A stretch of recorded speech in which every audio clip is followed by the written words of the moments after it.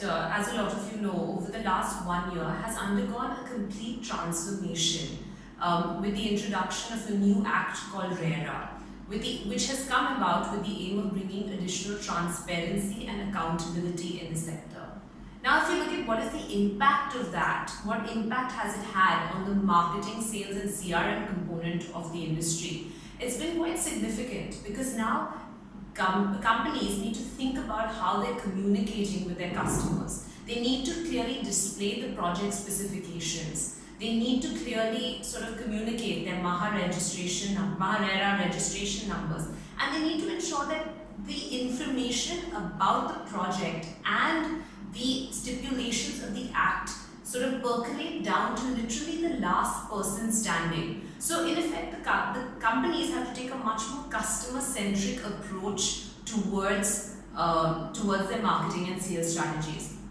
We work with a lot of real estate companies now to help them upgrade the skill sets of their marketing, sales and CRM teams. And this is primarily because they need to be completely aware of the different dynamics, whether it's the project specifications, it's the legal aspects of the project, it's the construction cycle, because they have to clearly communicate to the customer what phase a project is in.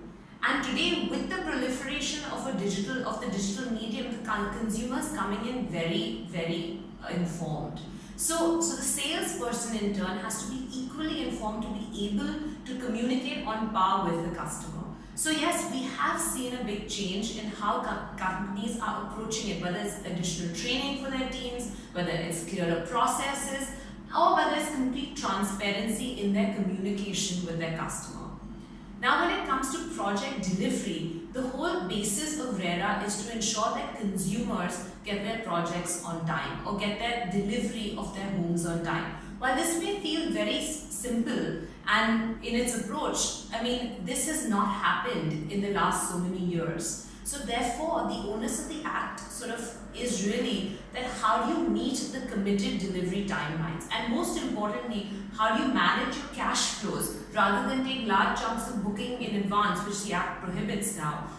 How do you manage them effectively to ensure delivery timelines are met?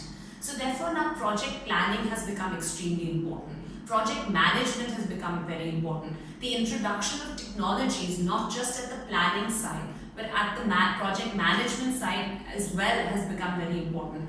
Quality has become important because there is a defect liability period, that's structural defect liability period that's been factored into the act. So really, enhancement of skills, enhancements of technologies, better processes, these are all the kind of things that we see real estate companies working on in the last 1 year. In fact, if you see the approach of real estate from about even 2 years ago to today, you can see a growing trend towards a much more professionalized approach. Naturally, the industry started on a more traditionally unorganized foot. So to get organized takes time, but I can see all the companies gearing up in the right direction to try and make that happen.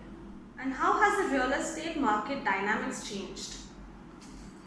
So, I mean, as I mentioned earlier, the real estate sector has completely transformed in the last 1 year.